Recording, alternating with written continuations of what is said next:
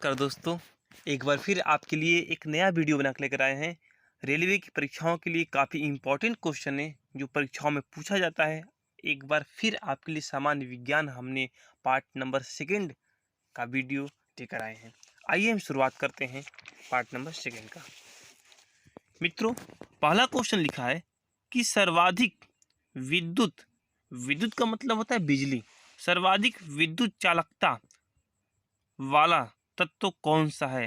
तो इसका आंसर होता है मित्रों सिल्वर। सिल्वर को ही सबसे अधिक विद्युत चालक वाला तत्व के नाम से हम जानते हैं। मित्रों, एक बात और है, सिल्वर को हम देखिए, मैं सिल्वर का जो सिंबल होता है Ag होता है, Ag कैपिटल ए स्मॉल जी। इसका परमाणु क्रमांक होता है 47। चूंकि सिल्वर का जो लैटिन नाम होता है, लैटिन नाम अर्जेंटेनम होता है।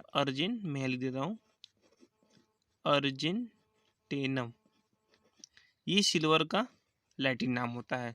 आवर्त सारणी में अधिकांश तत्व ऐसे हैं जो अपने मूलभूत नाम से नहीं बल्कि अपने लैटिन नाम से लिखे जाते हैं और कुछ इंग्लिश के अल्फाबेटिकल वाइज लिखे जाते हैं। जैसे सोडियम है तो सोडियम का लैटिन नाम नेटियम होता है। मैं आगे पढ़ाऊंगा।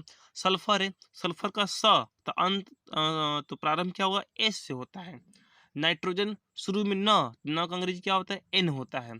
लेकिन अगर हम सिल्वर की बात करते तो सिल्वर में स आ रहा है, स का इंग्लिश एस होता है, लेकिन इसका सिंबल एजी होता है। इसलिए आपको हमने ये बताया है कि आवर्त सारणी में अधिकांश एलिमेंट या तो अपने मूलभूत अल्फ़ाबेटिकल वाइज हैं या अपने लैटिन नाम पर रखे गए। नंबर सेकंड क्वेश्चन, सर्वाधिक विद्युत चालकता वाला अधातु तत्व कौन सा है? ग्रेफाइट। ग्रेफाइट क्या होता है मित्रों? आप जो पेंसिल लिखते हैं तो पेंसिल में जो ब्लैक रंग का जो होता है, जो पदार्थ होता है, जो लिखा जाता है, जिससे हम लिखते हैं, वो ग्रेफाइट होता है। ये ग्रेफाइट जो होता है वो कार्बन का अपर रूप होता है। क्या होता है मित्रों? कार्बन का अपर रूप होता है। एक बात और मित्रों, पूरे आवर्त सारणी में सबसे अधिक अगर कोई परमाणु कंपाउंड बनाता है या बनाया है तो वह है कार्बन। क्यों? कार्बन परमाणु के अंदर सबसे अधिक जुड़ने की क्षमता सबसे ज्यादा होती है। यही कारण है कि इस कार्बनिक कंपाउंड लगभग 90%, लगभग 95% से ऊपर कार्बनिक कंपाउंड है। अब तक हमारे पास 20 लाख कंपाउंड है। 20 लाख कंपाउंडों में 95% से अधिक कार्बनिक है। अब मात्र 2 से 3% ऐसे कंपाउंड, ऐसे यौगिक हैं जो कार्बन से बने हुए नहीं हैं। नंबर 3 क्वेश्चन, कौन सी धातु है जो जल में तैरती है? तो मित्रों सोडियम। सोडियम ऐसी धातु है जो जल में तैरती है। आप कभी भी घर पर इसे प्रयोग मत कीजिएगा क्योंकि केमिस्ट्री का जो प्रयोग होता है वो काफ़ी डेंजरस होता है। आप कभी घर पर सोडियम को पानी में मत डालिएगा। ऐसा करने से पानी के अंदर ब्लास्ट हो सकता है, विस्फोट हो सकता है, पानी में आग भी लग सकता है। चलिए अगला क्वेश्चन देखिए, आग बुझाने के लिए कौन सी गैस प्रयोग की जाती है? मित्रों, आग बुझाने के लिए अक्सर आप लोग देखे होंगे बैंक में, चाहे होटल में, चाहे किसी बड़े बड़े दुकानों में एक सिलेंडर रखा होता है छोटा सा, उससे एक पाइप लगा होता है। एक्चुअल में वो कार्बन डाइऑक्साइड होता है। तो आग बुझाने के लिए हम CO2 गैस का प्रयोग करते हैं। अगर आप पानी छिड़कते हैं तो पानी होता है कि पानी भारी होता है, आग हल्का होता है। अब पानी जाके नीचे बैठ जाता है और आग ऊपर का ऊपर रह जाता है, इसलिए पानी से जल्दी आग बुझ नहीं पाता है। जबकि CO2 गैस जो होता है, पानी को CO2 गैस जो होता है वो आग को जल्दी से बुझाने का प्रयास करता है। नंबर 5 क्वेश्चन, गोबर गैस का मुख्य अवयव क्या है? मित्रों, गोबर गैस का मुख्य अवयव है मीथेन। मीथेन का फार्मूला होता है CH4। क्या होता है फार्मूला? CH4। मित्रों, पिछले वीडियो में हमने आपको बताया था मीथेन गैस को मार्स गैस के नाम से भी जानते हैं। मार्स गैस इसे इसलिए कहते हैं क्योंकि ये दलदली स्थानों में पाए जाते हैं, या इसे मीथेन को हम फायर डैम्प या नम अग्नि के नाम से भी जानते हैं। आपसे कोई भी प्रश्न पूछेगा तो आप इसका आंसर मीथेन ही लगाइएगा। क्वेश्चन नंबर 6, सफ़ेद सोना, किस पदार्थ को हम सफ़ेद सोना कहते हैं? तो मित्रों प्लेटिनम। प्लेटिनम को हम सफ़ेद सोना के नाम से भी जानते हैं। प्लेटिनम का सिंबल होता है capital P small t। Number 7 question, वायुमंडल में सर्वाधिक मात्रा में पाई जाने वाली गैस कौन सी है? मित्रों वायुमंडल में सबसे अधिक और अगर कोई गैस पाई जाती है तो वह है नाइट्रोजन। आप जानते हैं कि वायुमंडल में 78% नाइट्रोजन गैस पाई जाती है। लेकिन एक बात और है मित्रों, हम जहाँ रहते हैं, हम पृथ्वी पर रहते हैं ना, हम जहाँ रहते हैं यहाँ पर नाइट्रोजन की मात्रा कम पाई जाती है, यहाँ पर ऑक्सीजन की मात्रा अधिक पाई जाती है। ऐसा क्यों होता है? ऐसा इसलिए, देखिए मैं आपको बता रहा हूँ। क्योंकि नाइट्रोजन का फार्मूला होता है N2, मैं यहाँ लिख रहा हूँ। नाइट्रोजन का जो फार्मूला होता है वो N2 होता है और ऑक्सीजन का जो फार्मूला होता है वो O2 होता है। क्योंकि N का भार होता है 14 और N कितना है? 2 है, तो 2 गुणे 14, ये कितना हो गया? 28। N2 का भार कितना हो गया? 28 हो गया। और O का भार कितना होता है? 16। O कितना है? 2 है, तो 2 गुणे 16, तो ये कितना हो गया? 32। देखिए ऑक्सीजन का भार कितना है? 32 है। N2 का भार कितना है, मतलब अणु भार कितना है? 28 है।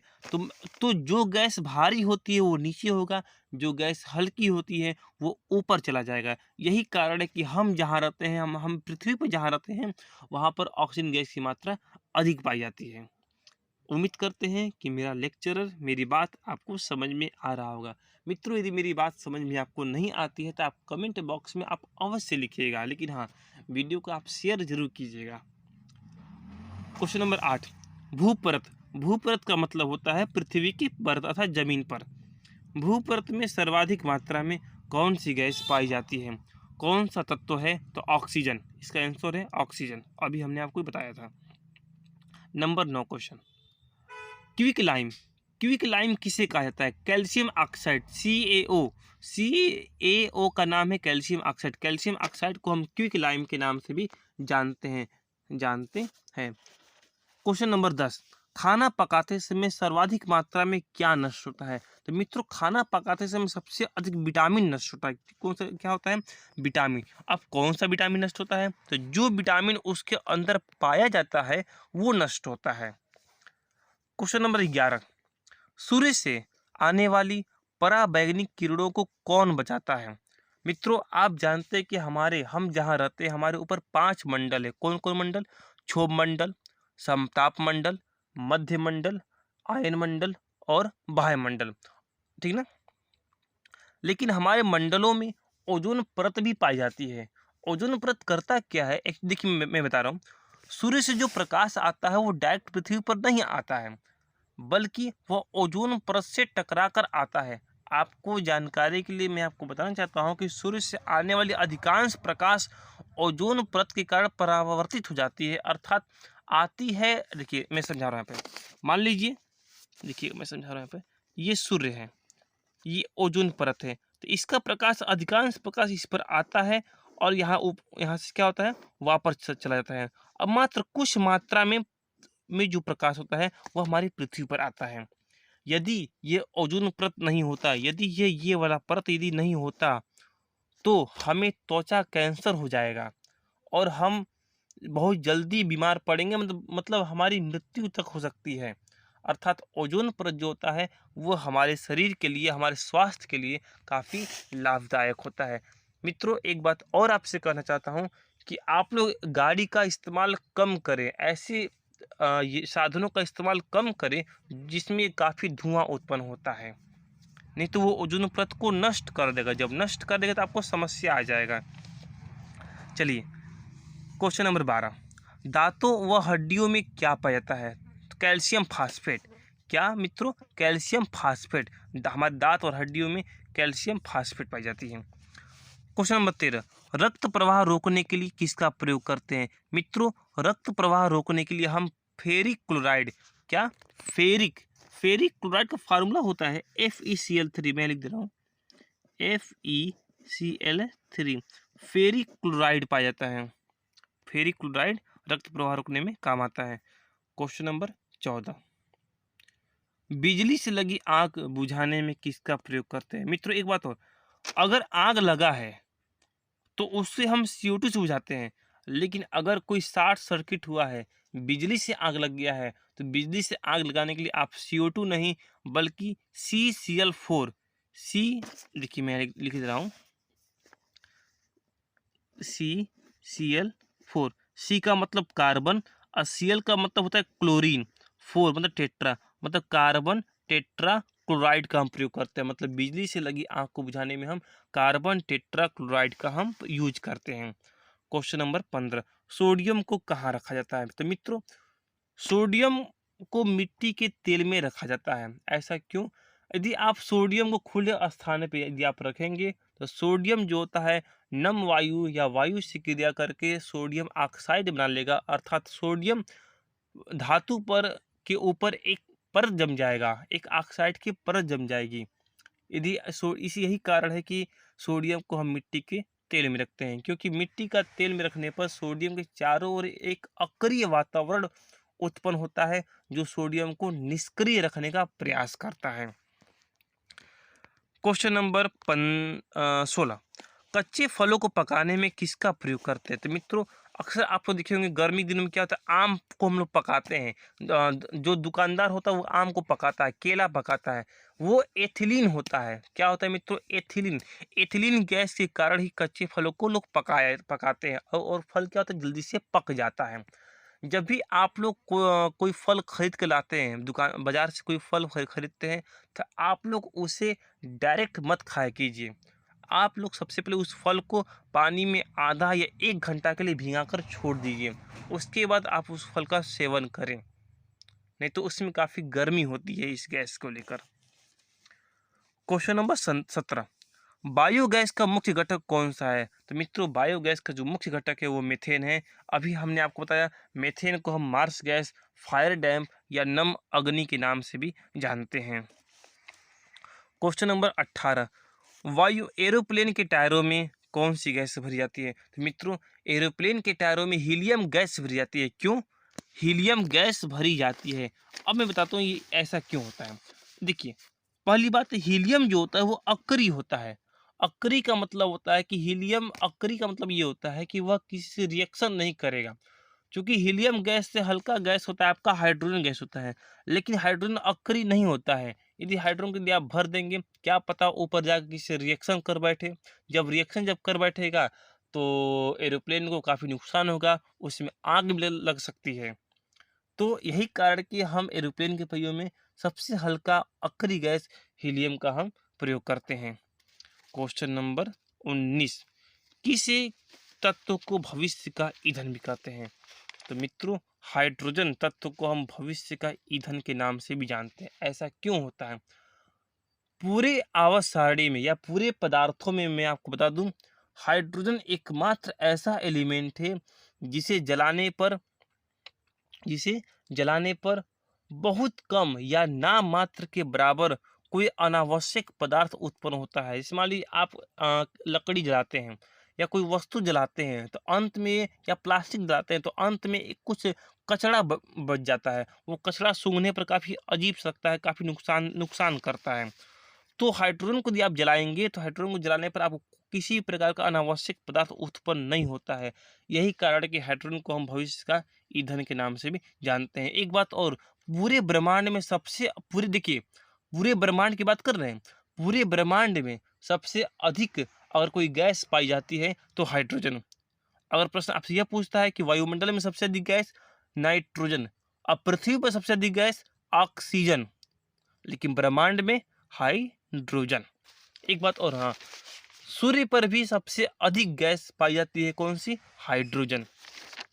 क्वेश्चन नंबर 20, किस परमाणु के नाभिक में न्यूट्रॉन नहीं होता है? तो मित्रों, हाइड्रोजन परमाणु के नाभिक में न्यूट्रॉन नहीं होता है। ऐसा क्यों होता है इसे आप लोग देख लीजिए। देखिए, ये होता है हाइड्रोजन, इसका परमाणु क्रमांक 1, भार 1। जैसा कि इसे जानते हैं कि इसे हम इलेक्ट्रॉन भी कहते हैं, इसे हम प्रोटॉन भी कहते हैं, इसे हम परमाणु भार भी कहते हैं या द्रव्यमान संख्या के नाम से भी जानते हैं। तो परमाणु भार बराबर होता है प्रोटॉन प्लस न्यूट्रॉन। एच का भार दिया है 1, पी का भार दिया है 1 प्लस एन, तो एन बराबर 1 माइनस 1 कितना हो गया? 0। तो मैं कह सकता हूँ कि हाइड्रोजन परमाणु के नाभिक में न्यूट्रॉन नहीं पाई जाती है। मित्रों, आज हमने आपको क्वेश्चन नंबर 1 से लेकर 20 तक हमने आपको ये बताए हैं। सामान्य विज्ञान है जो काफ़ी इंपॉर्टेंट क्वेश्चन है रेलवे की परीक्षाओं के लिए। उम्मीद करते हैं कि मेरा लेक्चर, मेरी बात, मेरा जो तरीका है आपको समझ में आया होगा। यदि आपको किसी प्रकार कोई क्वेश्चन में डाउट है तो आप कमेंट बॉक्स में आप अवश्य लिखिएगा। और एक बात और मित्रों, हाँ, पिछले वीडियो में एक लड़की है, एक लड़की ने कमेंट किया था, एक सर वो भी कमेंट किए थे। पारा एक क्वेश्चन में गलती करते हैं वहाँ पर। क्वेश्चन ये था कि सबसे भारी धातु कौन सी है। तो मित्रों, जो सबसे भारी जो धातु होती है वो ऑस्मियम होती है। क्या होता है? ऑस्मियम होता है। ऑस्मियम का जो घनत्व होता है वो 22.6 ग्राम प्रति घन सेंटीमीटर होता है। घन सेंटीमीटर था, लेकिन हमने वीडियो में 13.6 किया था। जो 13.6 होता है वो पारा का होता है, ओस्मियम का 22.6 होता है। हाँ, कहीं कहीं 0.5 0.4 भी लिखा होता है, तो आप उसे मत घबराइएगा क्योंकि किताब में चेंज होता रहता है। ठीक है ना? चलिए, वीडियो पसंद आए तो मित्रों इसे लाइक करें, सब्सक्राइब करें। इसी वीडियो को इतना शेयर करें कि जो व्यक्ति घर बैठ के पढ़ रहा है उसे पढ़े, उसे काफ़ी सहायता मिले। और क्या, आप लोग घर पे रहिए, गर्म पानी पीते रहिए, कोरोना से बचते रहिएगा। उम्मीद करते हैं कि आप लोग हमेशा स्वस्थ रहें, हमेशा हंसते रहें, हमेशा मुस्कुराते रहें। थैंक यू, धन्यवाद।